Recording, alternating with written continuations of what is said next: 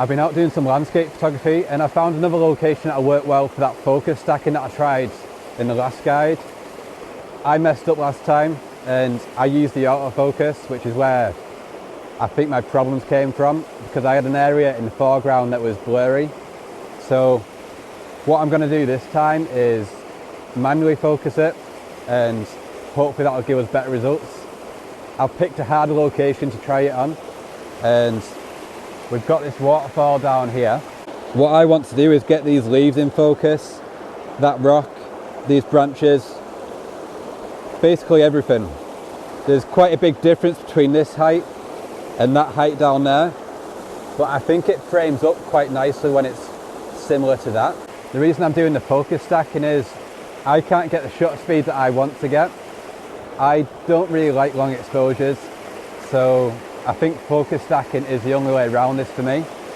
And at f5.6 we get 1/6 of a second shutter speed, so we should still have some details in there. For this shot we've got the 5D Mark III 24-70 and we've got a polarizer on there. Also using a trigger release. I'm going to stick on the GoPro now and show you the process of taking these, and fingers crossed we'll get front to back focus. I'm going to start in this area here.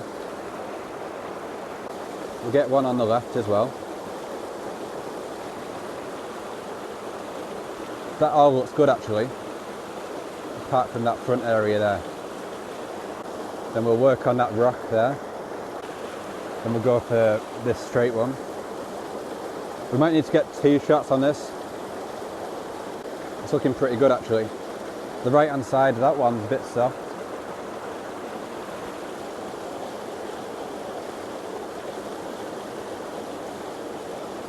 Then as it's moving away, it's getting a bit softer.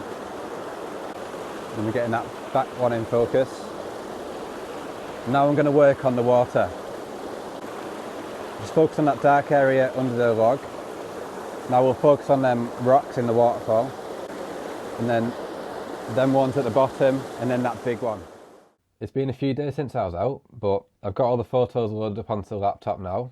We've got 11 of them here, and we'll have a quick look through these. I've already stitched them together so we can streamline this process, but when you look through the photos, with this one you can see that the leaves are in focus, but as you go back the waterfall is out of focus.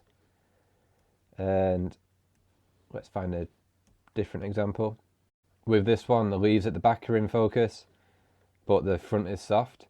So it sort of jumps around with all the pictures, and I'm liking the water in these. It's a bit of a long exposure, but it's not quite like just smoothed out too much, and I think it looks a bit more natural and less gimmicky. So what I did with these, I downloaded a trial of this Helicon focus, and I exported all the files that I want to use as TIFF files, 16-bit TIFF, and then I've loaded them into the focusing system, and it's kind of mad what this does. I did a depth map and hit render, and it does its magic on this side, and you can see it. I don't know what it's doing. Something to do with the depth, but it's really clever, and it does it in seconds. And once it's done this,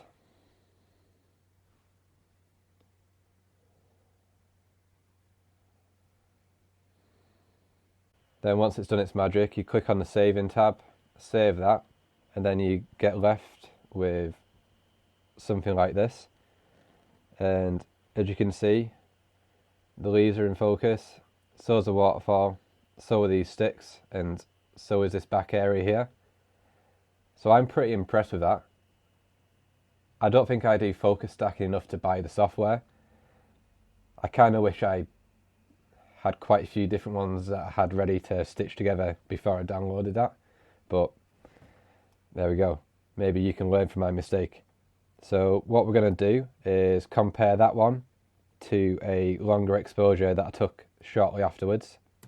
So we've got the stacked image on the left and the longer exposure on the right hand side. And the main difference you can see is the water. The water on the right hand side is really flat, and I just think it looks fake and a bit cheesy. All comes down to personal preference, but we'll start in this top corner, go through it and see what looks better. Now there's going to be a few slight variations. Some of the leaves are in the same sort of area, like these ones which are trapped under the logs, but these ones at the back were moving around a bit.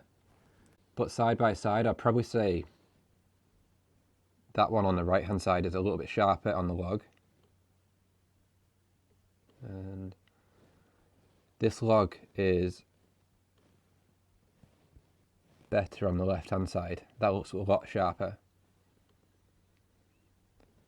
We'll make our way along the top first. So you still got the same sort of shapes, but you just get a lot more detail in the highlights.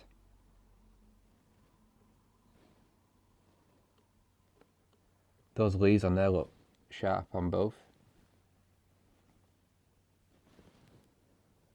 It's done quite a good job on the edges and with stitching together the water.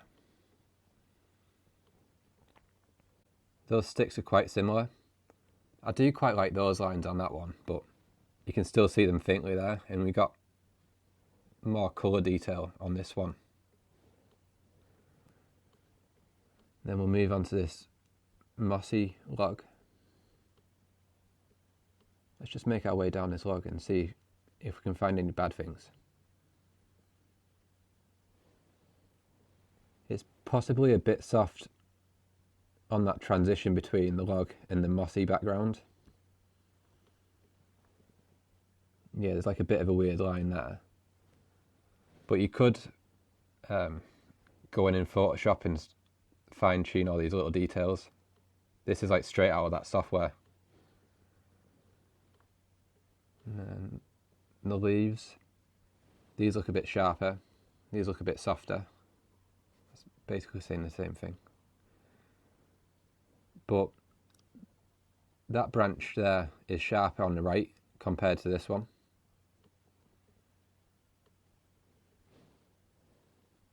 But then these branches are sharper on the stacked version. That little bit's out of focus too. Then we'll make our way down a little bit. I've got a bit of a repeat of that log, where there's like a bit of a fuzzy area here and around here. So it's in that transition between these close subjects and then far away ones. But then when you look at the leaves, I don't think there's much difference between those. Possibly a little bit sharper on the left. Then you get the water down here, and I quite like all these bubbles, and you can see more of the froth in the bottom. I think it just looks more natural, but you still get all the basic same shapes on the right hand side. It just simplifies it a little bit. And then down in the bottom corner, that's possibly sharper.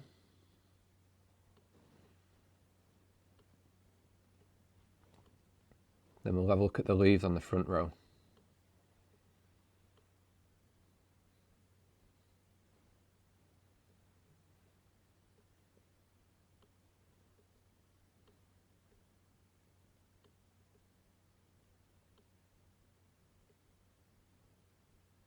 They're possibly sharper.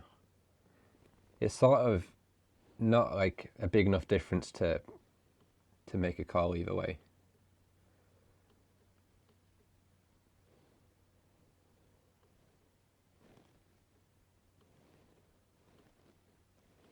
There's nothing to complain about on either side there. It's a little bit softer in this bottom corner, so maybe I missed a photo down here. But overall, I'm pretty impressed with that. These are both raw files as well. Well, this is a raw file on the right hand side. It's a bit of a push to call the focus stacked one raw, but there's no local edits. You can see it here. So that's the stacked one, and that's the F18 one. So after an edit, you could bring back all this highlight detail in there, so you've got more room to play in that area. Whereas with the longer exposure, you can bring it back a little bit, but there's still not that much detail in there. I'm well impressed with that though, considering that's the first time I've used this. There's them small areas around the close focus and far away ones where there's that little bit of a blur, but I don't think that'll take long to fix on Photoshop. You'd just bring in that file, use a layer mask and just paint that area back in, and you could fix that pretty quickly. I'd definitely try this again if it happens before my trial runs out, but I hope you found that helpful. I'm going to do a blog post on this as well over on my website. I'm going to start doing more blogs and probably doing 2 videos a week, and they'll be available over on adamkappa.co.uk, and yeah, they'll just be down in this blog area or on here. And if you sign up for the newsletter, you'll get a notification whenever they come out. And here's some of the last ones that we did. So you got the how many scratches affects a CPL filter, how to remove glare, and the last focus stacking video. The last one was fairly pointless when you saw the end results, but I misunderstood Keith's request.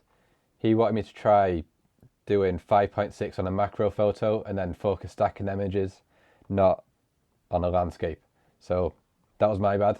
Please hit the like button and subscribe to the video if you want to see more, and I'll see you next time.